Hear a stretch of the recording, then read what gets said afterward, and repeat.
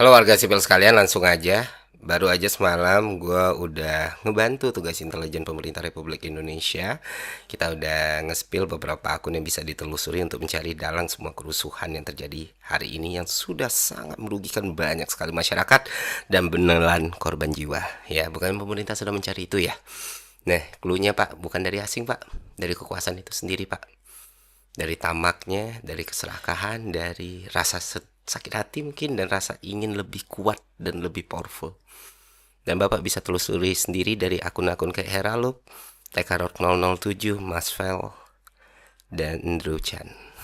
Ya, kita baca ya, Ndro Chan. Dan buat teman-teman juga bisa pelajari sendiri kenapa yang gue kasih contohnya Twitter, karena kalau di TikTok bisa dihapus gitu aja, bisa hilang gitu aja kan, rata-rata anonim semua ya. Anonim terus pura-pura pakai bendera One Piece gitu ya, straw hat gitu, terus tiba-tiba hilang. Tapi kalau di Twitter kan bisa ditelusuri gitu, afiliasinya kemana, siapa yang mereka dukung, siapa yang mereka lawan, dan bagaimana mereka selama ini melakukan fitnah dan doxing kepada orang-orang yang bertentangan dengan mereka. Itu ada tuh siapa sosok yang sering dibela, instansi mana yang sering dibela. Kadang mereka split nih pembelaannya, tapi jelas kok di situ. Dan itulah alasan kenapa akun-akun ini harus diperiksa dan ditelusuri. Kalau memang pemerintah benar-benar pengen tahu siapa dalang semua kerusuhan ini. Selanjutnya, teman-teman, kita semua sama-sama melihat ya hal-hal paling buruk yang bisa kita lihat gitu.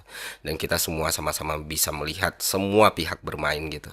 Kita melihat entah itu polisi, entah itu TNI, entah itu presiden sekarang, entah presiden yang sebelumnya, entah itu pendukung rezim sekarang, pendukung rezim sebelumnya, atau pendukung orang yang gagal menjadi rezim, semuanya sudah bercampur jadi satu gitu. Tapi yang pasti, dan jadi salah satu tujuan gue juga kenapa gue ngebongkar ini di awal adalah bukan masyarakat, bukan mahasiswa, bukan buruh, bukan koalisi masyarakat sipil, atau bukan gerakan rimpang yang memulai semua kerusuhan ini. Jadi kalau ada pihak-pihak yang mencoba menunjuk tangan teman-teman ini semua, ya udah gugur sendiri, karena apa yang sudah berhasil kita tunjukkan kepada publik. Artinya apa? Artinya di hari Minggu ini ada satu goals yang ingin dituju oleh pihak tertentu. Dan mungkin teman-teman juga udah terinfo ya, karena udah banyak sekali buktinya yang tersebar di sosial media. Tujuan tersebut tak lain tak bukan adalah menciptakan negara dalam kondisi darurat militer. Kenapa ini harus dilakukan? Karena dengan ada darurat militer, banyak hal yang bisa mereka lakukan dan kekuasaan mereka akan semakin melebar. Bukan cuma soal tindakan kekerasan, bukan cuma soal tindakan pengamanan, bahkan penyitaan aset untuk kepentingan negara bisa dilakukan ketika negara berada dalam keadaan darurat militer. Nah, rencana darurat militer ini butuh satu elemen paling penting, yaitu aksi massa yang masif, supaya jadi dilegitimasi untuk ditetapkannya status darurat militer. It all make sense sekarang teman-teman. Yes, itulah kenapa sekarang kalau misalnya lu ngelihat teman-teman lu udah terkapar, kawan-kawan lu udah susah gitu ya, udah ada aksi represi, terus lu coba untuk menyuarakan ayo pulang atau menjaga teman atau kita mundur, akun lu seketika akan diserbu buzzer-buzzer. Yang pasti satu, mereka selalu private akun, kedua beberapa nol, kosongan, ketiga fotonya AI, keempat pakai foto orang lain. Dan jumlahnya bisa puluhan ribu. Ini yang disebut sebagai cipta kondisi. Sudah paham sampai sini teman-teman? Nah, bagaimana cara melawan mereka? Apakah turun dengan jalan dengan membawa senjata yang kita punya? Tidak, tidak, tidak. Kita mungkin bisa menang tapi peluangnya sangat kecil. Tapi ada cara lain yang mana kemenangan kita akan jauh lebih besar dan mereka akan sangat-sangat kewalahan. Yaitu kesadaran. Memahami strategi mereka, memahami taktik mereka, dan menggunakan teknologi kita sebaik mungkin. Karena senjata kita adalah otak, sesuatu yang mereka nggak punya gitu.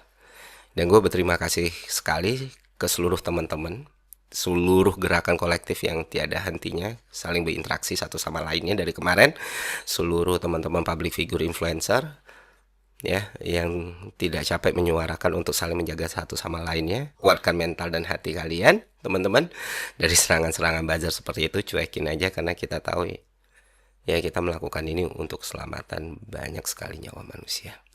Dan itulah kenapa hari ini yang seharusnya jadi jadwal mereka merayakan kemenangan mereka dengan status darurat militer, itu terasa sangat aneh sekali. Masa yang mereka tunggu tidak datang, sementara masa yang mereka siapin itu jumlahnya tidak sebesar itu untuk membuat fabricated kerusuhan gitu.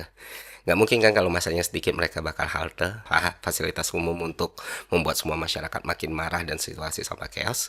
Jadi kayak dagelan sendiri ya kan. Ya, Sekali lagi ini Pak, pemerintah yang masih waras, yang masih punya cita-cita dan tujuan yang sama mempertahankan Republik ini sebagai tempat yang aman, nyaman, dan sentosa gitu, dan damai dan hangat ya. Keputusan dan tindakannya ada di tangan kalian gitu. Masih sibuk dengan gimmick atau produk PR yang lain tanpa melakukan tindakan tegas, tanpa melakukan tindakan konkret yang dibutuhkan masyarakat, maka ya keadaan akan semakin buruk Bapak Ibu semua gitu. Dan sebenarnya tuntutan masyarakat kan nggak berat-berat amat ya. Pertama, semua rencana lu untuk naikin tunjangan anggota dewan itu batalin aja semua. Mereka sudah melakukan hal yang buruk, ngomong hal yang buruk, dan menciptakan semua kondisi ini jadi semakin buruk. Ya cabut beberapa tunjangan yang mereka punya. Ya anggota-anggota dewan kita yang menyiram minyak ke api, walaupun mereka sudah minta maaf, walaupun mereka sudah mengatakan nana ninu gitu. Gue nggak tahu mereka minta maaf karena menyesal telah menyakiti publik atau karena takut harta kekayaan mereka hilang gitu ya, apapun itu ya, tapi mereka udah minta maaf. Cuman minta maaf aja nggak cukup, sesekali lu tunjukkan jiwa kesatria lu mundur daripada dipecat, lu mundur dari jabatan lu sebagai anggota dewan. Seenggaknya itu sedikit menyelamatkan kehormatan lu, karena lu udah menyakiti pihak yang paling nggak boleh lu sakiti, yaitu masyarakat yang lu wakilin.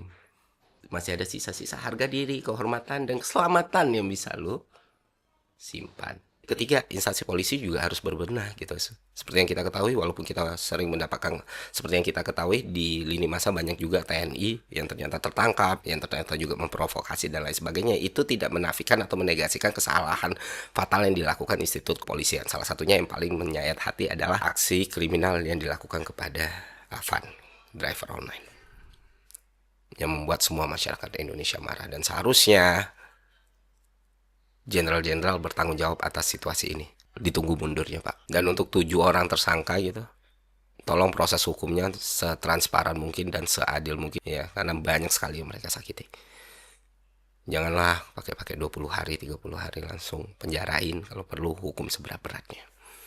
Inkompetensi, ketidakmampuan, ketidakcakapan instansi Polri kita, yang mana mungkin itu bisa dievaluasi besar-besaran juga ya, penerimaan brimobnya. Jangan dari SMA umur 17-18 tahun yang masuk polisi cuma terobsesi biar bisa halode gitu. Nah ini hasilnya nih, semua kerusuhan ini salah satunya hasilnya dari obsesi halode ini. Anak-anak yang masih membara, masih pada muda jadi anggota kepolisian, disuruh ngalau masa. Inilah yang terjadi, dan inilah yang membakar dan membuat semuanya semakin runyam. Antara kebencian dan kemarahan massa bercampur sama agenda, membuat masalahnya semakin kompleks. Tapi sekarang kita udah paham teman-teman.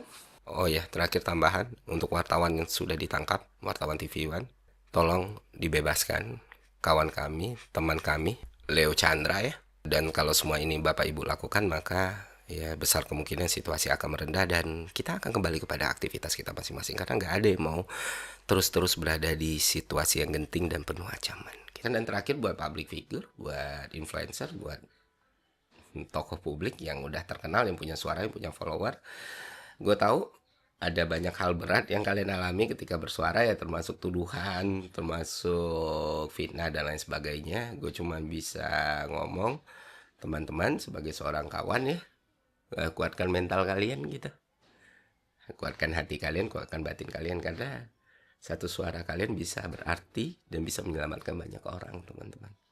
Jaga kawan-kawan kita, jaga masyarakat kita ya. Semua orang pantas untuk mendapatkan Indonesia yang lebih baik, Indonesia yang lebih aman, Indonesia yang lebih sejahtera, dan Indonesia yang lebih hangat untuk diri kita dan anak cucu kita.